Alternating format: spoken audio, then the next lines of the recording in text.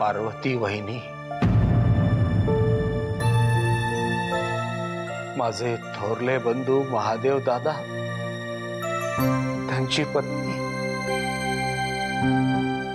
माझ्यावर आईसारखी माया केली. ती केली आणि मी पोरका झालो.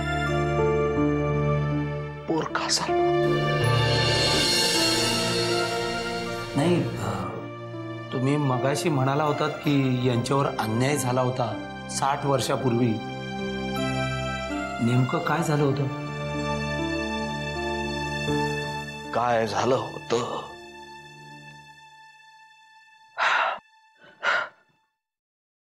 नेमका हाच प्रश्न गेली 60 वर्ष मी स्वतःला विचारतोय.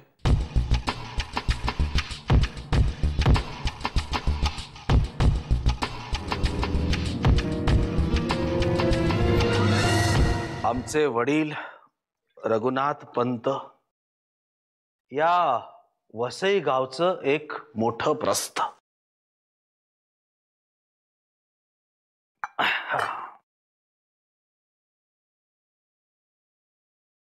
ब्रिटिशांचा काळ होता. आमच्या वडिलांचे साहेबांशी चांगले संबंध होते. त्यामुळे आपोआप घरात समृद्धी नांदत होती. आम्ही 4 भावंड. मोठा महादेव दादा, त्याच्या पाठी भागीरथी ताई, मग सदाशिव दादा आणि मग मी. माझ्या जन्मानंतर काही वर्षांनी आईचा मृत्यू झाला. पण मला आईची कमतरता कधीच भासली नाही, कारण तेव्हा महादेव दादाचं लग्न होऊन पार्वती वहिनी घरात आली होती. आता तीच माझी आई होती, तीच आई होती. भागीरथी ताईचं लग्न होईपर्यंत आमचं घर नांतं गाजतं होतं. तिचं लग्न शेजारच्या गावातल्या भालचंद्ररावांशी झालं. भालचंद्रराव या घरात आले आणि या वाड्याला ग्रहण लागायला सुरुवात झाली. बाबांच्या मृत्यूनंतर महादेव दादा वारंवार आजारी पडू लागला. त्यात सदाशिव दादा गेल्यावर तर त्याची तब्येत आणखीनच बिघडली. म्हणून मग सदाशिव दादाच्या अस्थि विसर्जनासाठी मी भालचंद्ररावांबरोबर काशीला गेलो. तिथून परतलो आणि माझ्या पायाखालची जमीनच सरकली. का? महादेव दादांनाही तेव्हा देवाज्ञा नाही. महादेव दादा होता, पण वहिनी नव्हत्या. लोकांची चर्चा कानावर पडत होती. कुणी म्हणालं दादावर कुणीतरी करणी केली. कुणी म्हणालं या वाड्याला कुणाचा तरी शाप भोवला. एका बाईचे शाप. कोण बाई, कुठली बाई, कसले शाप? भालचंद्ररावांना अनेक नाद होते आणि ते पुरे करण्यासाठी त्यांनी वाड्यातल्या चोरून वस्तू विकल्याचं दादा कोणाला तरी सांगत होता, ते ऐकलं होतं मी. लोक ज्या बाईबद्दल बोलत होते त्या बाईशी भालचंद्ररावांचे संबंध. लहान होतो रे मी विष्णू. या सगळ्या गोष्टी कळण्या पलीकडच्या होत्या. पण मग पार्वती वहिनींचा पत्ता शेवटपर्यंत नाही सापडली. नाही सापडली. खूप शोधलं.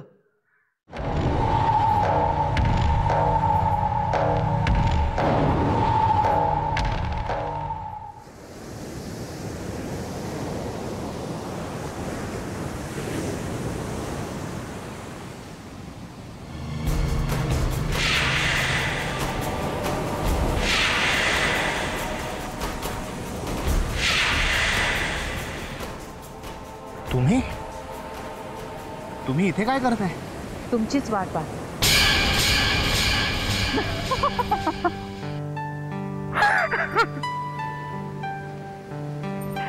हो, असंच फिरायला आले होते. आमच्याकडे कुणी पाहुणे जेवायला येणार होते. मग अचानक त्यांचा फोन आला, नाही येणार म्हणून. वेळ नव्हता त्यांच्याकडे, म्हणून मग आले फिरायला. सॉरी, मी खोटं बोल. नाही म्हणजे मला तुमचं एक गाव पाहायला वेळच मिळाला नव्हता. म्हटलं आज बघून घेऊ, पण तुम्हाला कबूल केलं होतं ना, म्हणून मग. हरकत नाही, आपली भेट होणार आणि ती झाली, आणि ती अशा तऱ्हेने झाली याचा खूप आनंद आहे मला. हो, खरंच खूप छान समुद्र किनारा आहे तुमच्या गावचा. शांत, मोकळा, थोडासा भीतीदायक. कदाचित मला तसं वाटत असेल. आणि इतक्या मोठ्या आणि मोकळ्या जागेवर एकटं राहायची सवय नाहीये ना मला. मला आहे, एकटं राहायची सवय आहे मला.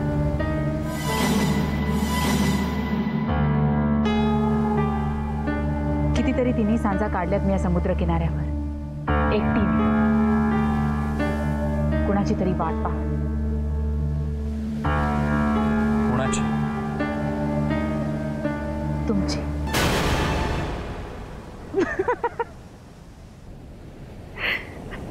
अशा छोट्याशा गावात, अशा निर्जन समुद्र किनारी कुणाची वाट पाहणार आहे मी? आणि कोण येणार आहे मला इथे भेटायला? आता मी आलोय ना, आणि मी आता नक्की ठरवलंय की मी पुन्हा येणार, माझं लग्न झाल्यानंतर. तुम्हाला असं नाही वाटत? आपल्या आयुष्यात जर काही गोष्टी क्रमाने घडल्या नसत्या तर आज आपण काहीतरी वेगळेच असतो. तुम्हाला काय सुचवायचं आहे?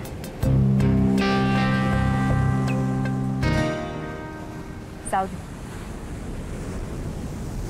माझ्या बोलण्याकडे लक्ष देऊ नका. मी अशीच मूर्खासारखी बोलत असते.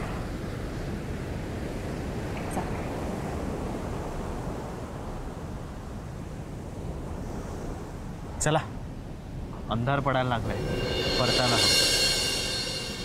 निघूया. तुम्ही जा, मी तेच सांगते. तुम्ही इथं एकट्याच? सांगितलं ना, सवय आहे मला.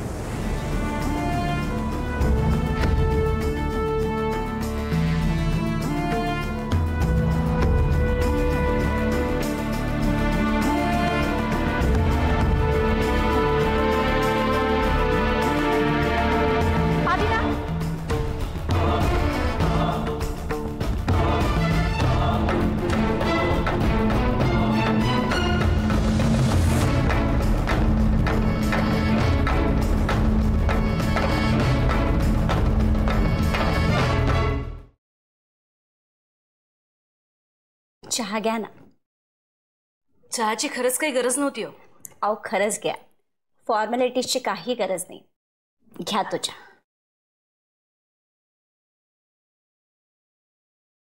मग बोलूया आपण सावकाश.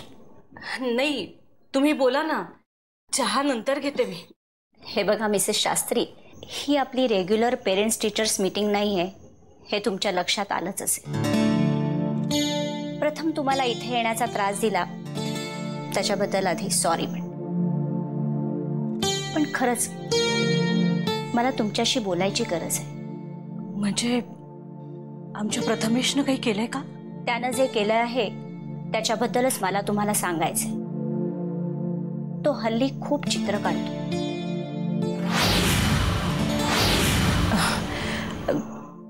त्याला ना चित्रकलेची लहानपणापासूनच खूप आवड आहे. तुम्ही त्याची रिसेंटली चित्र पाहिलीत? नाही. थांबा, मी तुम्हाला दाखवतेस.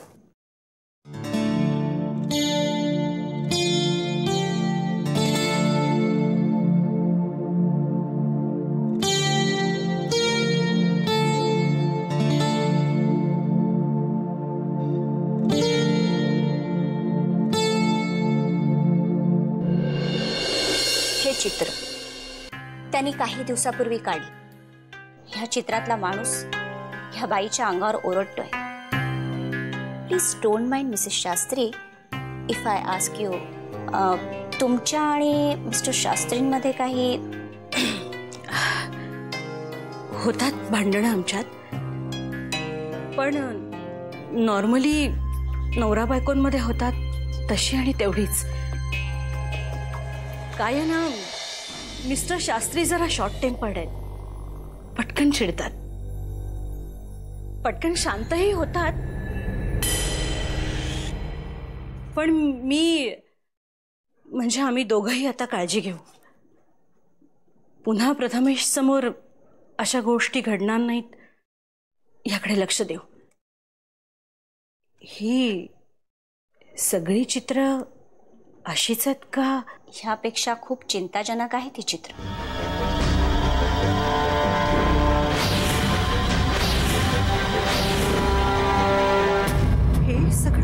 हे सगळं कुठे पाहिलं हाच प्रश्न सतावतोय मला. Do you agree now? This is the most serious matter.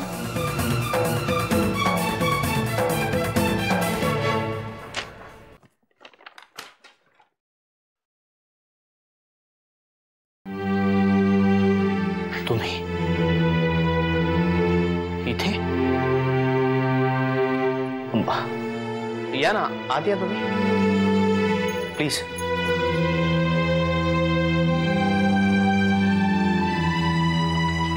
तुम्ही उभ्या का? बसा ना. नाही, असू दे. मी तुमची माफी मागायला आले.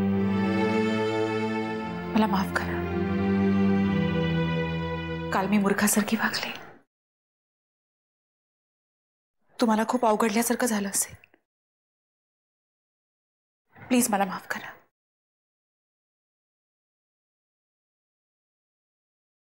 काय बोलू मी आता? I was just plainly shocked. मला कळलंच नाही काय झालं तुम्हाला अचानक. तुम्हाला कसली भीती वाटली? ते मला आताही नाही सांगता येणार.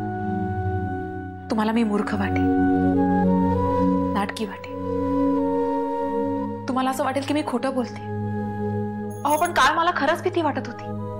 पण तेच विचारतोय, कसली भीती वाटली होती? भीती कसली तरी किंवा कुणाची तरी वाटते ना. मला आठवण आली, अशीच कसली तरी आली, असं नाही होतो कधी. मी तुम्हाला विचारतोय, तुम्हाला भीती कसली वाटली होती? तुम्हाला ती स्वप्न वगैरे पडतात विचित्र, त्याचा याच्याशी काही संबंध आहे का? येते मी. वेट, मी तुम्हाला काहीतरी विचारतोय. पण मला तुमच्या प्रश्नाचं उत्तर नाही देता येणार. आता ना, तुम्ही मला खरंच खूप खोट्या आणि नाटकी वाटताय.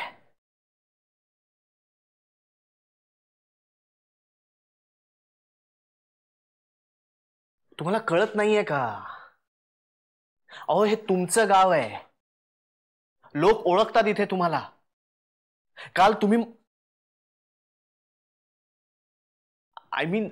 आपल्याला तसं कोणी पाहिलं असतं तर? अहो, लग्न ठरलंय ना तुमचं. काल जे काही घडलं त्याबद्दल मी तुमची माफी मागितली. पुन्हा एकदा माफी मागते. जे काही घडलं ते पुन्हा कधीच घडणार नाही. आणि ह्याच्या व्यतिरिक्त मी अजून काहीच बोलू शकत नाही. तुम्ही listen to me. See, hello.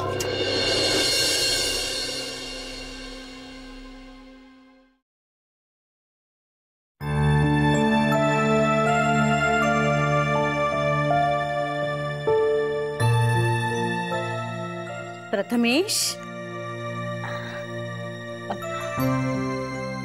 ही चित्र तू काढलीस?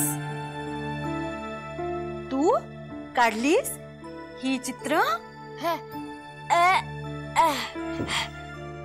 कुठे पाहिलंस तू?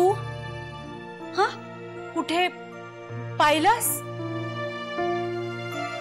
हे कुणी शिकवलं तुला?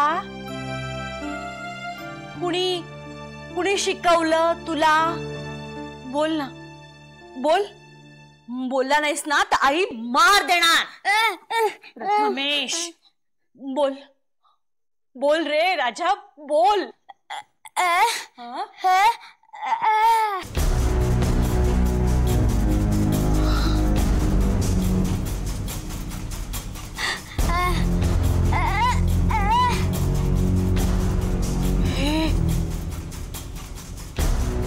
हे सगळे मरून गेले.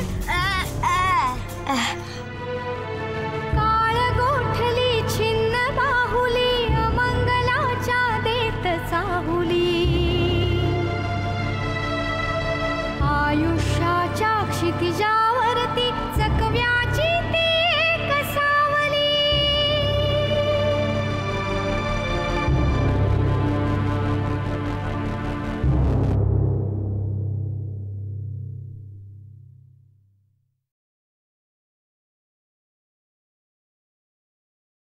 कुठे गेली होतीस?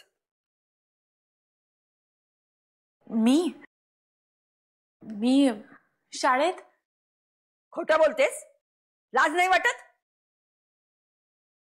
माई, तू शाळेत गेलीच नव्हतीस.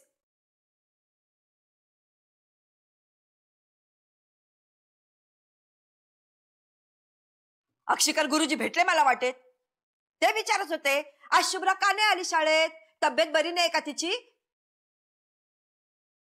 काय सांगू त्यांना? डोकं फिरलंय माझ्या पोरीचं. त्या आदिनाथला भेटायला गेली होतीस हो ना? लाज वाटत नाही का ग कार्टे तुला? अगं लग्न ठरलं ना तुझं पुढच्या महिन्यात आणि हे रंग उधळतेस तू त्या अनोळखी माणसाबरोबर. मी माणुसकी दाखवली ना, हीच चूक झाली माझी. अगं या शहरी लोकांची सापाची जात. त्यांना असं बोलू नकोस. त्याला बोलल्यावर तुझ्या नकाल का ग एवढ्या मिरच्या झोमल्या? एवढी कशी लागलीस त्याच्या नादाला? काय करणी बेरणी केली की काय त्या भामट्यानं? काल समुद्र किनाऱ्यावर गेली होतीस ना त्याचा हात धरून?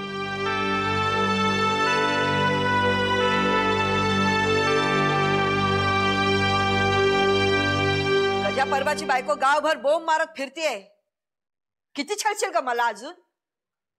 तुझ्या अशा विचित्र वागण्यामुळे एका गावात धड घर करून राहता आलं नाही. तुझा बाप तुझ्या काळजीनं खंगला, आता माझा जीव घ्यायला निघालीस काय तू? असं नको बोलूस. हवे असतील तर 4 फटके मार, मला म्हणायचं बोल नको. मोठी झालीस का आता? परिस्थितीनं मलाच इतके फटके मारलेत, मी काय कोणाला मारू?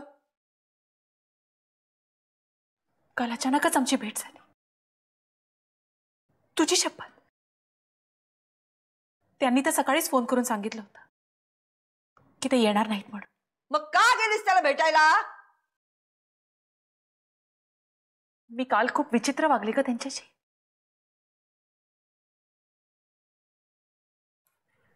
विचित्र म्हणजे? तू त्याला काही म्हणजे त्याच्याबद्दल तुला काही अशुभ स्वप्न पडलं का? म्हणजे त्याचं काही वाईट होणार आहे का? तू त्याला असं सांगितलंयस? असंच काही बाई.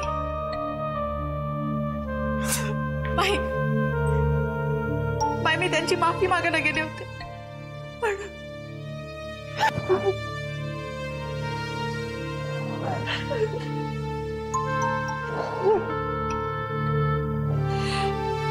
बाई पडतात तुलाच हे स्वप्न. तेव्हा कसला शाप दिलायस माझ्या पोरीला?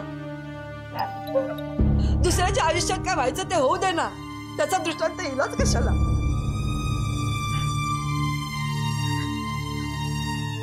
तू पण अशी आहेस ना, जे दिसतं ते बोलून मोकळी होतेस.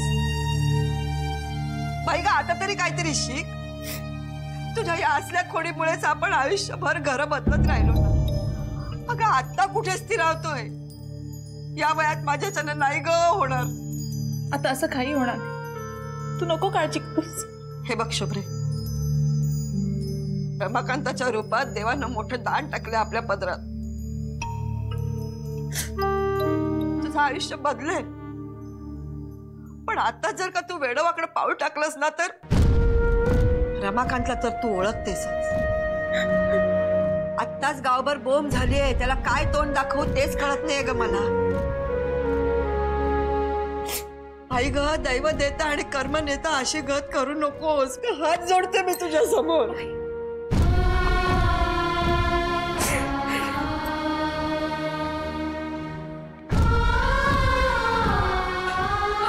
वचन देते मी तुला,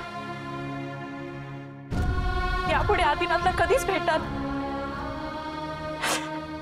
तुला त्रास होईल असं कधीच करणार नाही. कधीच.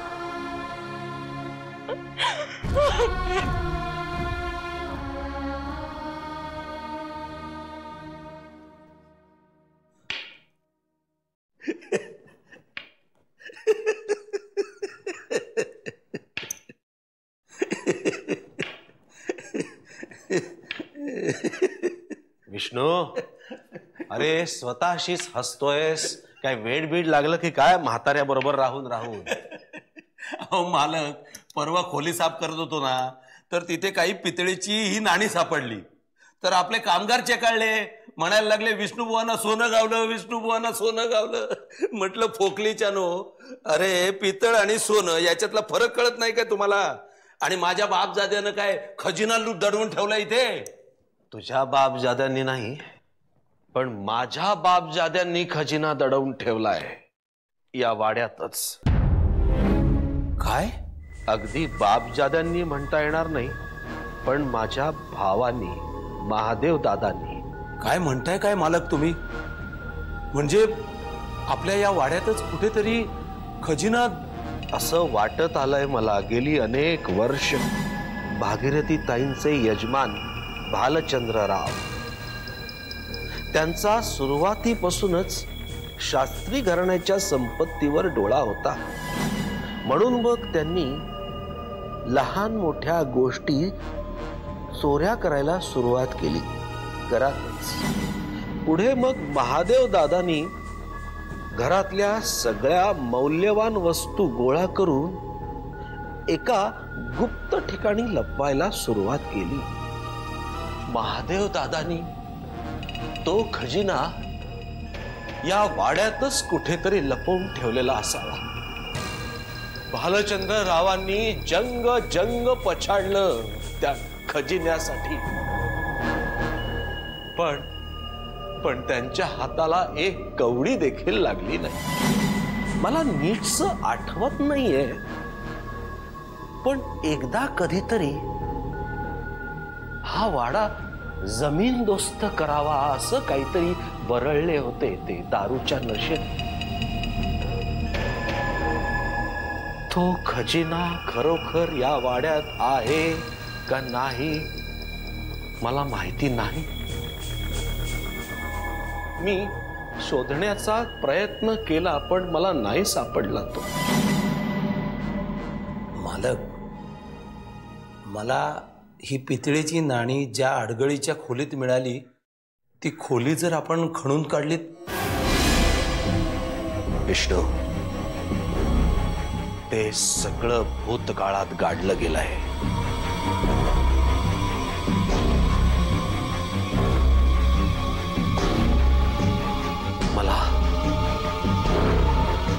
मला चिंता लागली आहे. ते भविष्याच्या गर्भात काय असेल याची. खरंच काही कळत नाहीये काय असेल.